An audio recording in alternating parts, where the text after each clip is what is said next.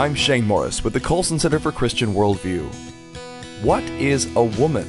That's the question the Colson Center's Joseph Backholm asked participants at the Women's March in Washington, D.C. A week later, he asked the same question of women at the March for Life. Joseph filmed their answers.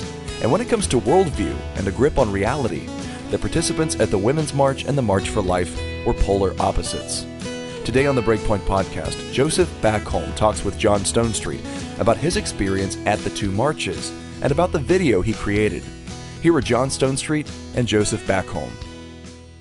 Welcome to the BreakPoint Podcast. One of the things we've been talking about a long time at the Colson Center and various channels is that in the acronym LGBTQIA, the L and the T are increasingly finding points of tension about kind of a fundamental question. At the same time, we're kind of in a moment of cultural reckoning with the hashtag #MeToo movement, kind of bringing to light some long hidden evils against women. And at the same time, we also have the emergence of a resistance movement, which was popularized a couple years ago with what's called the Women's March. Today on the BreakPoint Podcast, I'm going to have a conversation with my Colson Center colleague, Joseph Backholm. If you don't know Joseph, you might know him from a viral video a couple of years ago, from before he came to work at the Colson Center, in which he went on college campuses and asked the question, can I be whoever I identify as? If you know about what was it, Joseph, the 5'2" Chinese woman? Is that how tall the Chinese woman? 6'5". 6'5", I was that's right. giving myself some height that day. I'm already short enough. If I'm going to use my imagination, I'm going to get taller, not shorter. How many people have seen that video now? Oh, I don't know. It's over 3.5 million on YouTube, and it was over 1 million on Facebook, which was years ago. So I don't know. A lot. I mean, it was one of the most fascinating things to watch a group of people wrestle with observable reality that clearly contradicted a deeply ingrained ideological dogma that they had been taught never to question. And there was a lot of that happened just last week when we sent Joseph to the Women's March in Washington, D.C., and then also to the March for Life. So I guess the Women's March was a couple weeks ago, and then the March for Life just recently, to talk about this kind of fundamental question, what is a woman? And there were some other things that were talked about too. But I wanted to ask Joseph just about that experience here on today's BreakPoint Podcast. So Joseph, welcome. Hey, thanks, John. This is fun.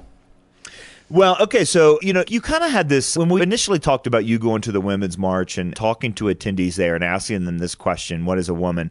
You kind of had this look of mischievous satisfaction on your face, like you were really, really going to enjoy this. So you must kind of enjoy asking these sorts of questions that are kind of points of ideological conflict. I do. And it's not because, and truly, and I hope the way we do this, my goal is not to make people look silly, though I think in certain ways they do. It's kind of like, I feel like I'm a YouTube anthropologist, where you're just kind of, you're going into people in their native habitat and you're just finding out how things actually are. And I think it's so foreign to so many of us, like just the mindset and the way people think, that it is revealing. It's this idea of going to something that labels itself a women's march, asking them what a woman is. That seems like it should be step one of participating in a women's march, is that we understand what a woman is. So on some level, we understand why we're marching. But it also has a lot to say about worldview and where they're coming from, the foundation of their reality that brings them there. One of the things I appreciated about the whole thing, and I appreciate your approach in the video, come to breakpoint.org. We'll link you to the video. Go to whatwouldyousay.org, which is the landing page for the whole video project that Joseph is leading for the Colson Center, helping Christians asking tough cultural questions. You can also find this stuff on YouTube. And really, it's been amazing to watch the subscribers and the number of views just kind of skyrocket. But you really let these people talk, and you didn't make anyone kind of look silly, although, as you said, some of that just kind of comes out. But here's the tragedy of it in my mind. I had a long conversation with Dr. Owen Strand last week about the death of Kobe Bryant. And one of the things that came out of Kobe's death was this hashtag girl dad, because so much of Kobe's last few years was dedicated to his daughter. I'm a girl dad. I've got 3 daughters. You're a girl dad, Joseph, right? I have 3. Yeah. And so we care about girls and women's rights. I recognize that the culture was set up in such a way in the past where Women didn't have full access to equal rights. They didn't have full access to areas of society where they should have. Evil was allowed to be perpetrated against them without any sort of real justice or recompense or anything like that. And so here you have a movement claiming to advance justice for women, but unable to do so because it can't answer that. So it's not only like, oh, their worldview is wrong, our worldview is right. It's that the people that they're supposed to be trying to protect are going to be left just as vulnerable because they can't answer that fundamental question. I think that's true. But I do think it comes back to worldview. And I think that when you're dealing with the worldview represented in the Women's March primarily, the reason why on one hand they can so aggressively defend the rights of women and on the other hand not be able to define what a woman is because they don't live in a world where there is an abiding truth. And so they are not used to asking questions about whether the things I say I believe are true, independent of how I feel about them. And so cognitive dissonance is not something they experience, even though they should. I mean, we think that in a rational world, you say, okay, if I believe in the rights of women, I should know what a woman is. But they're not examining those questions because they don't think there's an abiding truth. And on one hand, they think, hey, we want to protect the vulnerable, which is a value that they have. And at the same time, we want people to be happy. And by being happy, they can define what their identity is. And then ultimately, those beliefs are mutually exclusive, but they don't wrestle with that because there's no such thing as truth that requires them to reconcile those things.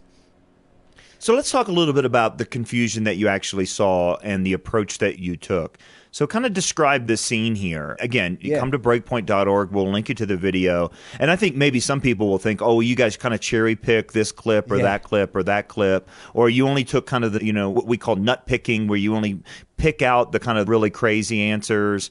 How would you respond to somebody who said, did you do that? Well, I think this video, and there are more to come from the Women's March and also from the March for Life, but the one where we go to the Women's March and ask them what the definition of a woman is, I think I spoke to 6 or 7 women, and every single one of them is in the video.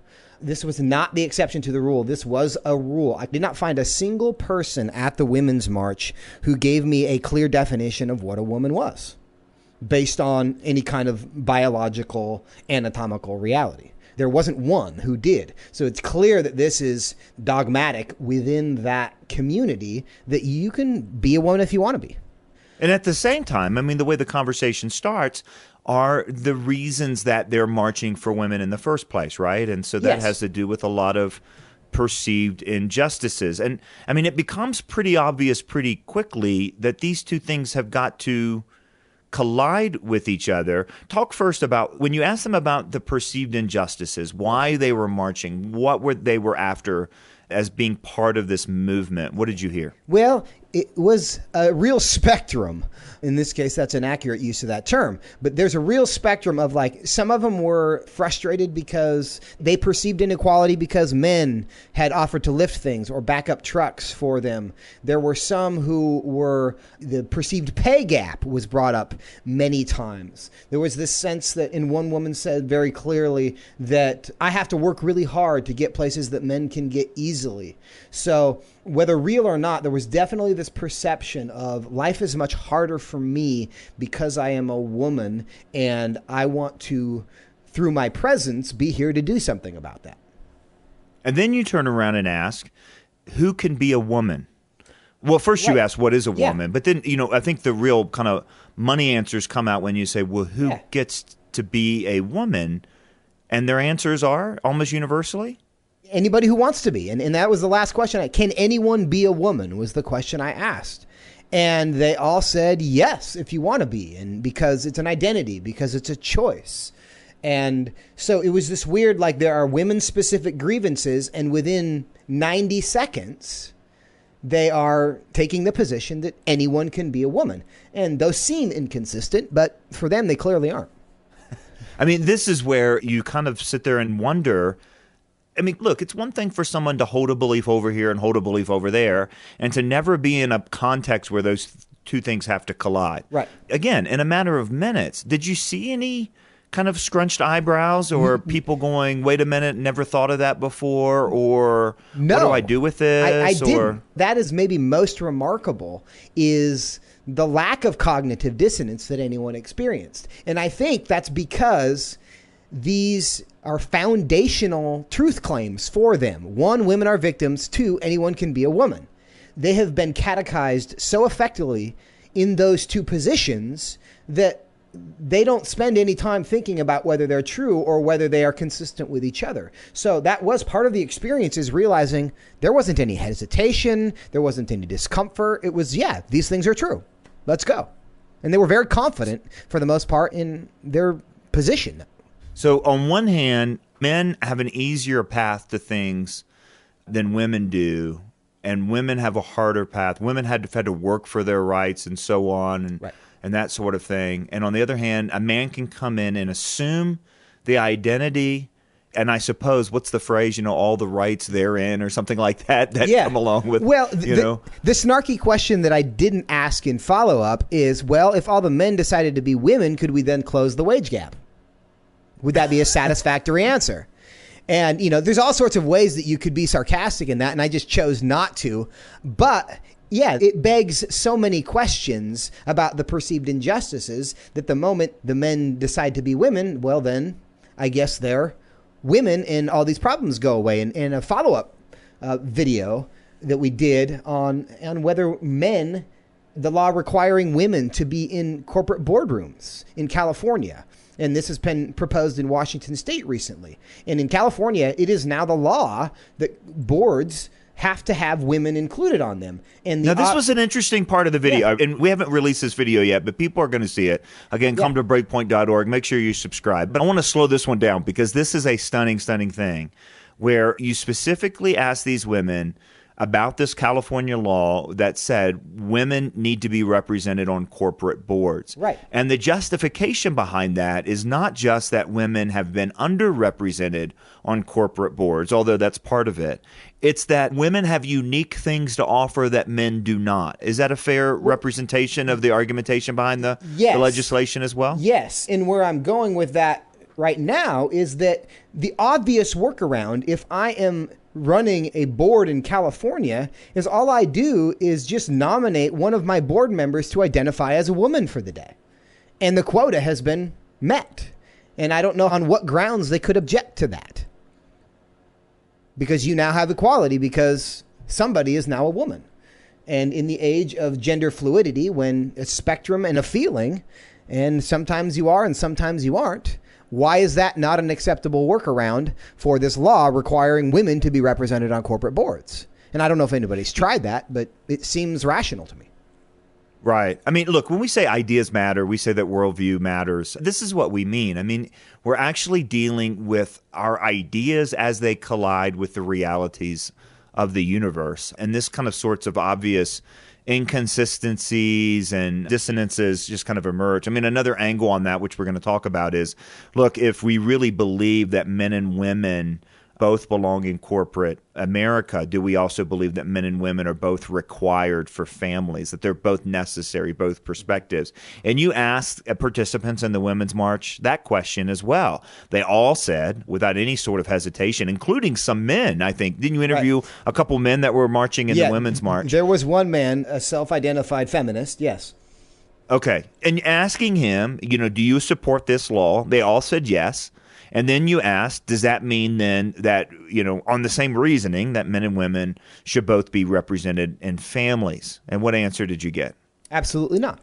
No. And they were unanimous in their belief that it is unimportant in families and specifically in the lives of children, the gender of the people that children receive love and care from. And it didn't matter to them. And one woman refused to answer the question because she seemed to acknowledge the inconsistency, but only one. Everyone else was very quick to say, yes, it's great to make sure women are on corporate boards. And on the other hand, it's really not important if women are around in the lives of their children, just as long as their children have adults around.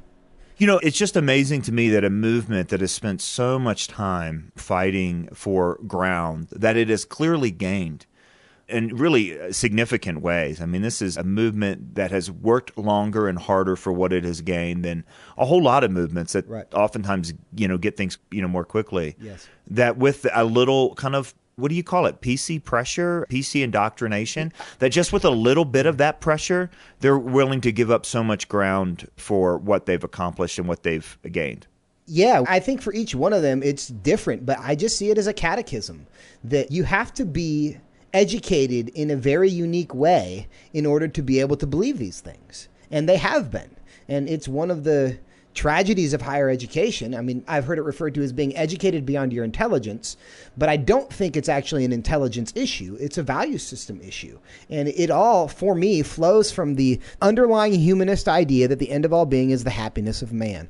And if you accept the premise that happiness is the purpose of life, then transgenderism, all this stuff makes sense. All of this stuff makes sense. And that happiness is fundamentally attained by self-determination. Like, that's the thing that can never be questioned. I hope you're enjoying John Stonestreet's interview with Joseph Backholm. We'll get right back to them in just a moment. But first, I wanted to let you know that now is the time to register for our annual Wilberforce Weekend, which takes place May 14th through 17th, just across the river from Washington, D.C. Come and join us as we honor Chinese Christian and pastor Bob Fu for his work on behalf of the persecuted church in China. You'll also meet and hear from Christian thought leaders like Os Guinness, Lee Strobel, Andy Crouch, Obianuju Ekioka, and more. Just come to wilberforceweekend.org for more details and to register. That's wilberforceweekend.org. Now back to John Stonestreet and Joseph Backholm. So fast forward a week, and you go back to Washington, D.C., and you go to the March for Life. One of the things we wrote about in our book, Practical Guide to Culture, is that culture is most powerful where it makes things seem most normal. And I saw some of that in comparing these two videos. Now, one of the things you saw a week later, one of the things you saw with the women that we've just been talking about is how convinced they were of their position. Mm-hmm. There was, like you said, no cognitive dissonance, no shame, no embarrassment of saying, yes, women's rights, and if a man identifies women, we'll give them to him right away. Yes. But you also then talk to a group of people marching at the March for Life. And many of them, not just women, but young women, still in high school, maybe even a few in junior high, is the way some of them look to me. I don't know if that would be accurate. Okay, so, and then when you got around to the gender question, what is a woman to them? They said the right thing, but they almost ducked. Like, kudos in a time when lies rule, saying the truth can be a heroic act. And they did it. They stood up, and these are kids, right? Yep. They stood up and they said, a man cannot be a woman. Yeah. But before they said it, there was I might get it for saying this. Did you sense that? For some of them, that was definitely true. And I think, again, like unanimously at the Women's March, they all said anybody can be a woman. Unanimously, the March for Life, they all said, no, anyone cannot be a woman. There was an age, and I did perceive a little bit that the younger they were, the more nervous they were to say that, because I don't know that they knew for sure where I was coming from, because I was asking the questions fairly straight, and they didn't know me. And so in a couple cases, they were like, no, I don't think that. And they were a little nervous about what the response was going to be. But a couple of them were like very, very clear that, no, you cannot be whatever you want to be. And But it was the younger ones. I mean, you could tell that the normal has changed. And I think that's one of the big takeaways for me. Yep. And of course, we've talked about this for a long time, is that, look, you and I, Joseph, even as dad, we're immigrants to this brave new world, right? I mean, we remember when boys were boys and girls were girls, and that settled it. I mean, it wasn't even up in the air. I mean, look, we just spent last year remembering the Manhattan Declaration, 2009. Right. There's nothing in the Manhattan Declaration, this statement of life, marriage, and religious liberty, about gender identity issues, because it was unthinkable. And that's 10 years ago. Right. But now you have a generation in which we just need to understand, those of us that are immigrants, that our kids are natives. They've never not lived in this world where this is kind of considered normal. So teaching them to say the truth in this, and I want to get into that in just a second, because you and I have talked about this, and we've talked about this. It's different to prepare your kids to speak the truth where truth is normal than to prepare them to speak the truth when lies are normal. That's a really good point. Yeah. And I will say, to their credit, I was so impressed with their ability to articulate their position at the March for Life. And it really, actually, spending 4 hours walking around with the March for Life, I came away really encouraged about the future in so many ways, because these are people picked at random from a crowd and said, hey, will you talk to me? And they did it really effectively. And to your point, while there were some who seemed to be, a little shy, there were others who didn't hesitate for a second. And not only did they answer the question correctly, they were able to give a defense and an explanation of why they believed that. And so I think that there is hope in all of this, that there is more than a remnant, because if you compare the crowd sizes of the March for Life to the Women's March, it's not even close. So while we're comparing the respective worldviews, the enthusiasm and the size and the energy of these crowds, they couldn't have been more different as well, in a way that's really encouraging for our side and encouraging for truth. What are we, 3 years into the Women's March now? Was it 2017? Well, I think it was right after the inauguration, right? Yeah, I think it was, the election was in 2016. I think it was January of 2017. Yeah. So yeah, this is 3 years later. That's a stunning detail, because you're talking about 3 years. And, the first year they were probably somewhat equivalent. I mean, there was a lot of people in D.C. for the Women's March. Yeah, there were. Right. Yeah, and so now you're just 3 years later, and I saw estimates of 10,000 people. And I mean, the estimates around the March for Life, couple 100,000, and now what's this year, 47 or something like that? Yeah, that it couldn't have been more different. And it was, 10,000, maybe that could be a little generous for the Women's March, but the decline from 3 years ago has been dramatic. Yeah. I mean, you've got to have some of this built in. And I think, and actually it has been, if you've been kind of keeping score at home, there's been a lot of internal fighting in the organization. And some of it is over, how many causes are we going to pick up? Right. The thing that you've got to respect about the March for Life is that it has stayed lock focused on the unborn. And that we are going to end abortion in our lifetime, and this is what it looks like, and I will be their voice, and we're going to speak up for them. And there's so many things that have tacked on to the Women's March that it's hard to know what it even stands for anymore. And I want to say something. You mentioned something earlier on about how quickly some of the people at the March for Life were to give the answer, and even though some were shy, some were not. Look, I am not in a second, I just want to be clear, criticizing these 11 and 12-year-old, 13-year-old girls that you interviewed who had no idea who you were, right? Had no idea where you were coming from, had no idea whether you were setting them up. And let's remember, it was just a year ago that we had the Covington Catholic boys story, right? So I'm sure all these schools were like, you talk about having a briefing before you go on a field trip. They got a briefing this year. And for them to say, look, I am not criticizing any shyness or hesitation. In fact, to me, it's even at some level more impressive that they realized what it could be, what could happen to them. And they said, so I just want to be clear on that. To me, it was impressive, the clarity of the way. And you also obviously asked them a lot of questions about abortion. And that was another thing. And again, that's a video that'll come out in the future. Again, come to breakpoint.org or whatwouldyousay.org and subscribe so you don't miss any of these videos. I mean, they're just really stunning. And we're hearing from so many schools and churches that are using these things for small groups. But I tell you what, you hear so often, here's another irony. Tell me if you think this is right. You mention that there's a level of catechism necessary and required for that first group at the Women's March to believe something so out of step with, observable realities. On the other hand, there's the rumor that young people that grow up conservative or in the pro-life movement or Christian are being brainwashed. And yet when you ask them, especially about abortion, the clarity that came out of their mouth, why I'm watching, it wasn't just, the Bible says this, or, my mom believed this, or I was dragged here against my will.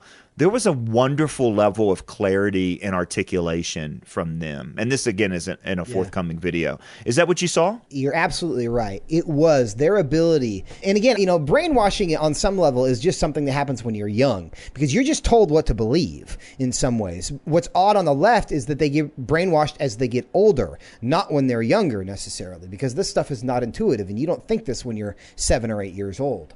But you're right. The young women primarily, not exclusively, but primarily that I talked to at the March for Life were really impressive apologists for the pro-life position. And it was so encouraging. And it also stood in such stark contrast to the Women's March that I had been at a week earlier where I raised the topic of abortion. And I had, on more than one occasion, people say, I don't want to answer that question.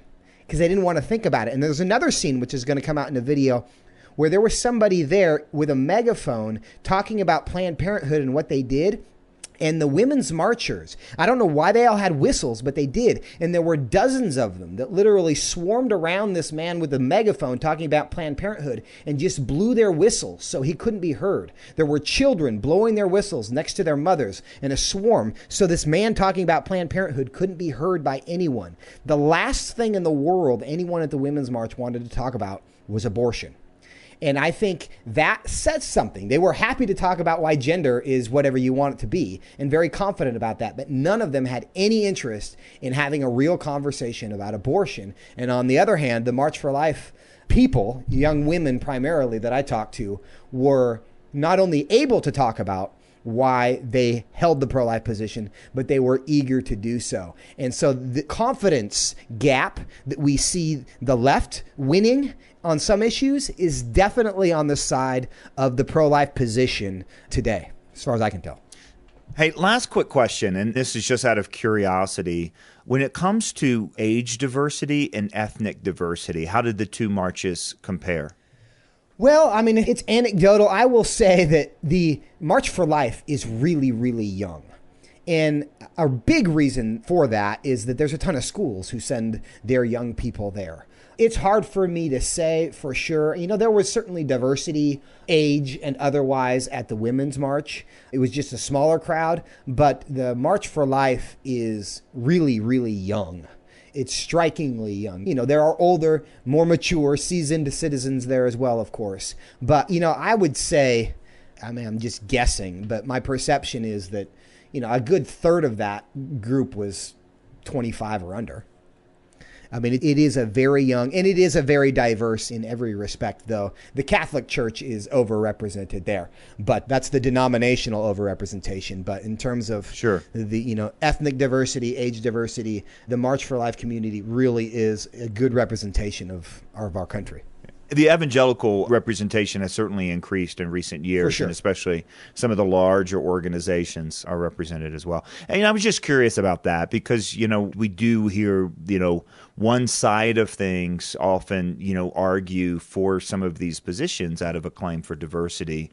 And, you know, it's almost like these women. I mean, we're recording this just a few days before the Super Bowl here. It might not air in the next couple of days, but we're recording this before the Super Bowl, and there's a story going around about, you know, Fox not accepting a commercial featuring survivors of abortion, but of course featuring a commercial for one of the companies with a transgender character. And you think, really? I mean, you know, so the one group that actually exists, we pretend like they don't exist. And really, abortion survivors, you know, you never hear about them. Yes. It's like they don't exist. And then here you have some people that actually don't exist in that way in real life, and we're pretending that they do. And it's just, again, underscores the power of worldview. And on that point, very related, TikTok, the app, suspended live action pro-life organization's TikTok account.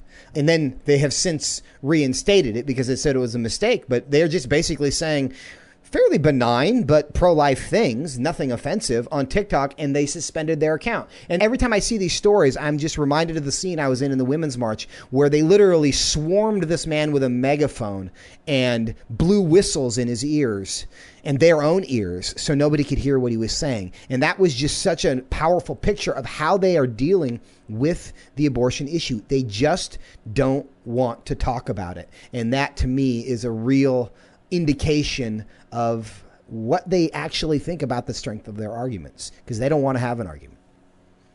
Well, my guest today on the BreakPoint Podcast has been Joseph Backholm, who is leading a new project out of the Colson Center, or a newer project called What Would You Say? Go to whatwouldyousay.org and subscribe. And each and every week, we are seeking to tackle one of culture's toughest questions from a Christian worldview, but not in some sort of heady way, in a way that you can actually take those arguments and answer those questions.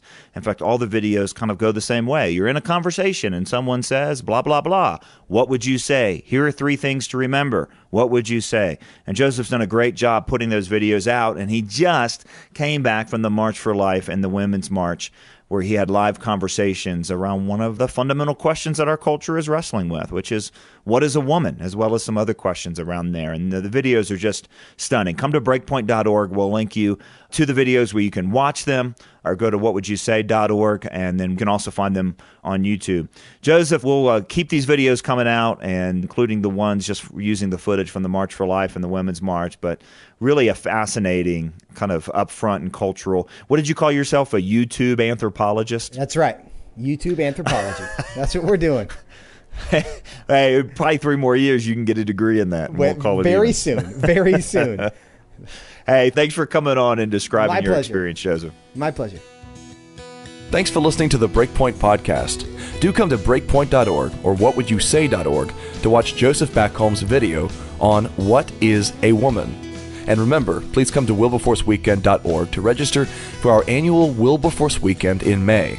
It'll be a great weekend with powerful speakers. That's wilberforceweekend.org.